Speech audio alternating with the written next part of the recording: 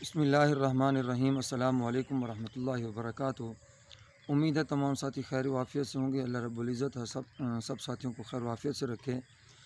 بات یہ ہے کہ ہم سب مسلمان ہیں، کیونکہ میرا جو خطاب ہے یہ مسلمانوں سے ہے کہ ہم مسلمان ہیں۔ اللہ رب العزت کا ہم پہ بہت بڑا احسان ہے۔ مسلمانوں کے اوپر جو ہے نا وہ دو چیزیں یعنی کہ جو لازم ہیں، وہ ہے کہ ایک صبر تحمل، اور دوسرا یہ ہے کہ غلطی ہو جائے تو انسان جو ہے اس غلطی سے رجوع کرے۔ یہ مسلمانوں کی ایک خاصیت رکھی گئی ہے۔ ایک تو یہ ہے کہ صبر اور تحمل کے ساتھ اللہ رب العزت نے بھی حکم دیا، یا ایھا الذین آمنوا اصبروا، اے سب ایمان والو تم صبر کرو۔ اور دوسرا رجوع کرنا، توبہ کرنا، معافی مانگنا اللہ سے، اور اسی طرح اگر کسی انسان سے کوئی اوپر نیچے بات ہو جائے تو پھر ان سے معافی مانگنا، یہ بھی ایمان والوں کو اللہ رب العزت نے حکم دیا۔ یہ مسلمان کا خاصہ ہے۔ بہرحال ہم اپنے موضوع کی طرف آتے ہیں۔ وہ یہ ہے کہ بھی حالیہ 2 دنوں کے اندر مفتی طارق مسعود صاحب سے کا جو وہ ٹویٹ جو فتنہ پرور لوگوں نے خام خواہ کے لیے اچھال دیا، اور ایسے خام خواہ کے لیے ان کے اوپر ایک پریشر ڈال دیا، گستاخی کا الزام لگا دیا، باوجود اس کے کہ وہ جس اینگل سے بات سمجھانا چاہتے تھے اس اینگل سے لوگوں نے وہ بات نہ سمجھ سکے، کیونکہ مفتی طارق مسعود صاحب ایک سیمپل دے رہے تھے، ایک مثال دے رہے تھے، تو وہ مثال لوگ سمجھ نہ سکے صحیح طریقے سے، یعنی کہ ان کے الفاظ غلط ہو سکتے تھے یا ان کی تعبیر وہ ٹھیک نہیں تھی جو لوگوں کو دینی تھی۔ تو بہرحال جو بھی معاملہ تھا، لیکن اس کے باوجود ہمارے علماء نے ایک علمی گرفت کی ان کے اوپر، اور علماء نے انہیں سمجھایا کہ آپ جو ہیں عوام سے اور علماء سے جو ہیں معافی مانگیں۔ تو مفتی صاحب نے ایک بڑے دل کا مظاہرہ کیا، انہوں نے جو ہے وسعت قلبی کا مظاہرہ کیا کہ انہوں نے جو ہے وہ معافی مانگی۔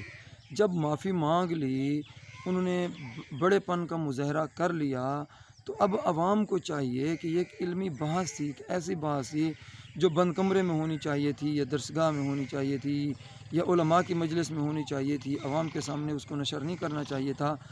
تو مفتی صاحب نے معافی بھی مانگ لی، لیکن اس کے باوجود کچھ فتنہ پرور لوگ ہیں جو فتنے کو اچھالتے ہیں، ہوا دیتے ہیں۔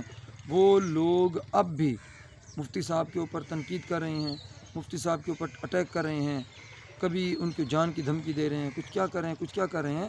تو میری اپنے نوجوانوں سے جو علماء سے محبت کرتے ہیں، علماء سے جو ہے وہ ان کے بیانات سنتے ہیں، ان کی صحبت میں جاتے ہیں، ان تمام ساتھیوں سے گزارش ہے کہ بھی ان فتنہ پرور لوگوں سے بچیں، علماء کا احترام کریں، کیونکہ مفتی طارق مسعود صاحب وہ شخصیت ہے جن کی ساری زندگی گزری ہی قرآن و حدیث کے ابلاغ میں، قرآن و حدیث کی اشاعت میں، قرآن و حدیث کی تعلیم و تعلم میں گزری ہے۔ ان کے لاکھوں میں فین ہیں، ان کے لاکھوں کے اعتبار سے فالورز ہیں۔ میں کہتا ہوں کہ ان تمام فالورز کے لیے خوشخبری ہے کہ مفتی صاحب نے بڑے پن کا مظاہرہ کیا ہے۔ انہوں نے جو ہے عوام سے ایسی نہیں کہ انہوں نے عوام سے جو ہے وہ معافی مانگی ہے۔ تو اللہ رب العزت مفتی صاحب کی صحت میں، اب دیکھیں مفتی صاحب کے اوپر اگر کوئی عالم شخص جس کے اندر علمی قوت، علمی استعداد ہے، وہ گرفت کرے، وہ ڈانٹ ڈپٹ کرے تو بات سمجھ میں آتی ہے۔ وہ آدمی جنہیں غسل کے فرائض نہیں آتے، وہ آدمی جنہیں دین کو کوئی پتہ نہیں ہے، وہ آدمی جو قرآن کے علوم سے واقف نہیں ہیں، جنہیں پتہ نہیں ہے کہ قرآن پاک کی تعلیم، اگر ہم ان سے قرآن کی تعریف سنیں تو قرآن کی تعریف بھی نہیں آئے گی، وہ مفتی صاحب کے اوپر طعن و تشنیع کر رہے ہیں۔ خدا را آپ اپنی اس رویے سے جو ہے وہ گریز کریں، اور اس رویے سے جو ہے وہ باز آ جائیں۔ ہاں، وہ آدمی جن کی علمی استعداد اتنی ہو کہ وہ مفتی صاحب سے بھی اوپر ہوں، یا مفتی صاحب کے ہم پلہ ہوں، وہ تنقید کریں، وہ اعتراض کریں، تو ہمیں بات سمجھ آتی ہے کہ آپس کے لوگ ہیں، بڑے لوگ ہیں، علمی لوگ ہیں، یہ ایک علمی گفتگو ہے، ان کی گفتگو سننے بھی مزہ آتا ہے۔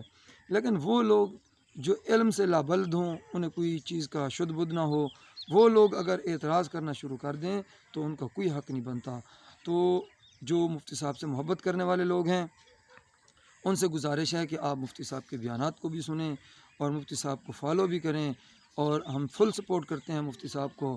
اللہ رب العزت ان کی صحت میں، ان کی عمر میں برکت دے، ان کی زندگی میں برکت دے، ان کی حفاظت فرمائے۔ اللہ رب العزت ہم سب کی حفاظت فرمائے۔ السلام علیکم ورحمۃ اللہ وبرکاتہ۔